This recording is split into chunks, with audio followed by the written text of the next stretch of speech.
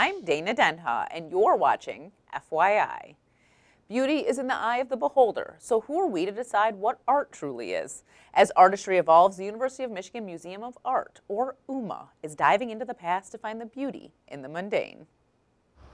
UMMA's Take Your Pick Collecting Found Photographs exhibition put museum patrons in control as they decided the fate of hundreds of photos from this collection.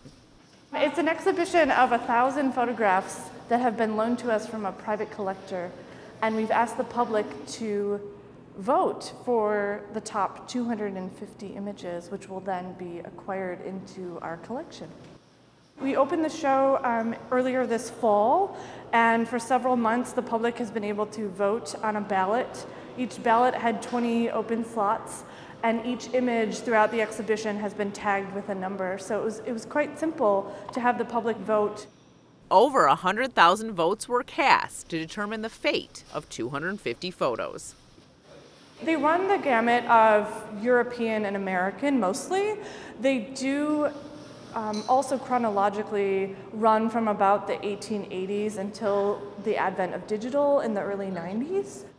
More and more scholars have been writing about these types of images and about the everyday and what it reveals about social practices and cultural customs.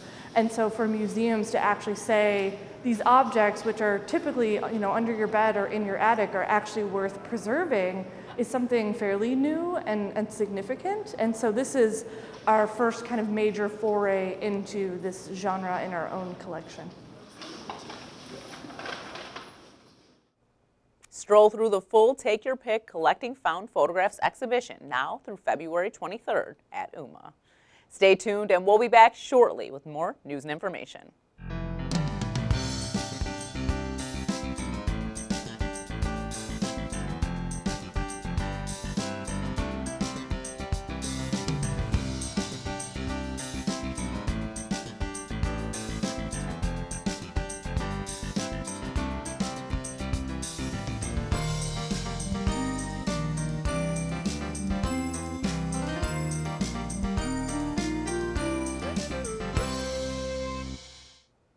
Students on the campus of Eastern Michigan University aren't shying away from taboo social topics. They're tackling them head-on through performances written in their own words. EMU's Poetry Society fights for justice through their art and advocacy. We are a family-based organization founded in 2001. It's a poetry and performance organization. So we write the poetry and we also perform it. We do community service, we participate in activism. There were strong messages of social injustice during the Poetry Society's Color of Drums performance. Dirt in the place I came to get clean. I'm clean, I'm clean, I'm clean, I'm trying to be at least. We have skits centered around social issues. So it's when poetry and acting collide on stage. Money grows on trees. One of the first skits was Masterpiece. So that focused on being homeless in the country and what they go through being homeless and how we push stereotypes on them to a point where they cannot receive help.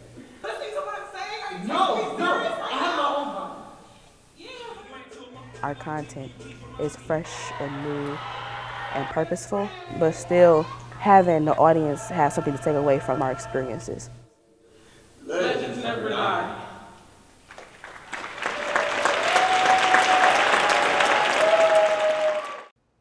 Our snow accumulation for the 2019-2020 season has been low, but when the white flakes do start to cover our streets and sidewalks, there's some need-to-know info for residents and business owners. Learn more about snow removal guidelines in this month's City Roundup in 60.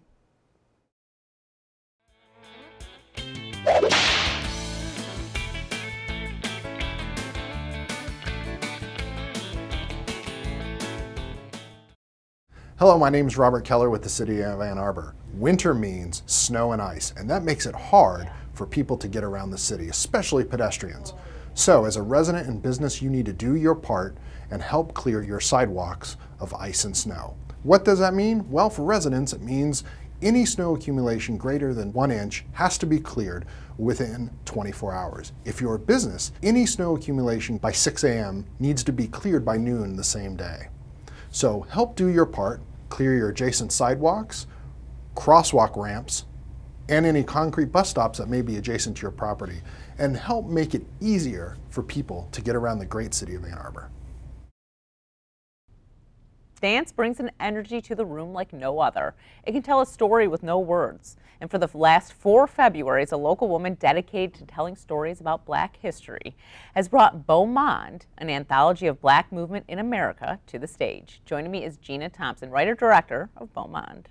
Welcome back to the show, Gina. Thank you for having me. Well, why don't you tell me a little bit about Beau, Monde and kind of how this came about with you, because you're the one who created it. This is your brainchild.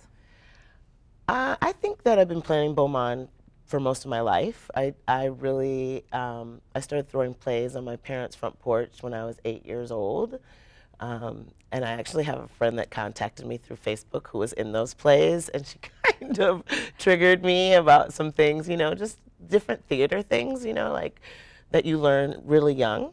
And so then as I was growing, I became the cheerleading coach at Huron, started doing choreography, and then went to California to study choreography, and met my business partners who help run Beau, Monde, which is Project Universal Reflection Dance Company. And there's 4 or 5 of us that founded it together. We disbanded about 15 years ago, and each of us was to go back to our separate communities and build our parts of the program. And my part was to be a kids company and a school. So then in 2016, 2017, I was watching the Oscars, and Meryl Streep was talking about how artists respond to disappointment. And she said, take your broken heart and make art. And so I decided it was time to stop building and start doing it. So this is an annual show. You can see it every year at Riverside Arts Center. Yep. But it's different every year too, right? Yeah, so it's formulaic, which means that we plug in the same decades or the same process. We start in Africa, and then we move through slavery, through the teens, and through Harlem Renaissance. This year we're doing a Bohemian section, a Civil Rights Movement section. Then we go to the 70s, which this year is Prince and Bob Marley and Jimi Hendrix. And then we always end in hip hop. Okay, but yeah, you sort of like try to follow all the different dances that you would have seen throughout Black history. Yeah, throughout history in America. And the point is that the show is extremely inclusive. All people are doing Black movement. You know, everybody is exposed, and it's permeated society. So the point is that every person is moving like this, and we are delineating so everybody can see the movement in front of them and sort of allow themselves to be a part of it. I'm sure in some ways when you're watching it, as it gets closer to maybe your child arena, you're like, oh, I remember this, I remember doing this. And it's also really great because that's everyone. So even your grandparents that are in the crowd, they love the music that's being played from their own era. So there's something for everyone. It's so fun. It's a fun show. Tell me about the performers. You have a lot of performers in this show. Yeah, there's over 40 performers. I'd say this year there's over 50. So we have Hardcore Detroit, and they are actually super famous breakdancing dance company out of Detroit, and they own the JIT, or they're like, the JIT is a folkloric basically form, and they've found the exact neighborhood where it comes from. So a few years ago, I wrote an article about them, and they were doing a documentary about the JIT. But since then, they're in the Smithsonian. Last weekend, they're at the Kennedy Center. They're really, and it's this amazing, quick footwork that, I mean, we've been seeing our whole lives, but people in the rest of the country are just learning it. And I think it's also different when you get to see something live. It's so much You know, energy. you might be seeing these videos on YouTube where these guys could be moving like you've never seen before, but when you see it in person, it's a totally different feeling. It's so much energy. It's unbelievable amount of energy. It just blows off the stage. We also have Bia Bicini Congo, and Biza teaches at Michigan and has for the last 20 years. He teaches Congolese dance, and he has his own dance company, also world-renowned. These companies are in Africa and Europe, over the summers, and you know, California and New York. So they're doing well, and to share the stage with them even they started at the beginning with us as well is amazing. Are you in it? I'm in it. The girls from California are coming this year. It's just the 3 girls running the show. So it's completely female run. So it's really an awesome experience, actually.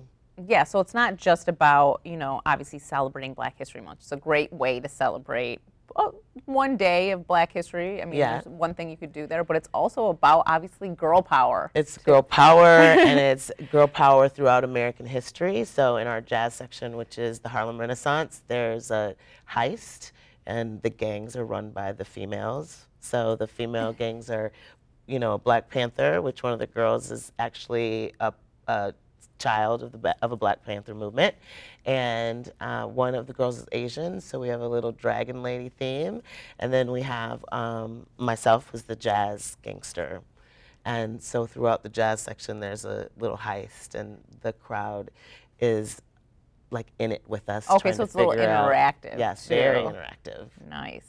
So fun. So when is the show? Show is first weekend in February, which happens to be the 7th and the 8th. We do have some matinees that are sold out. There's also a gala. I'm hoping you can come. I didn't.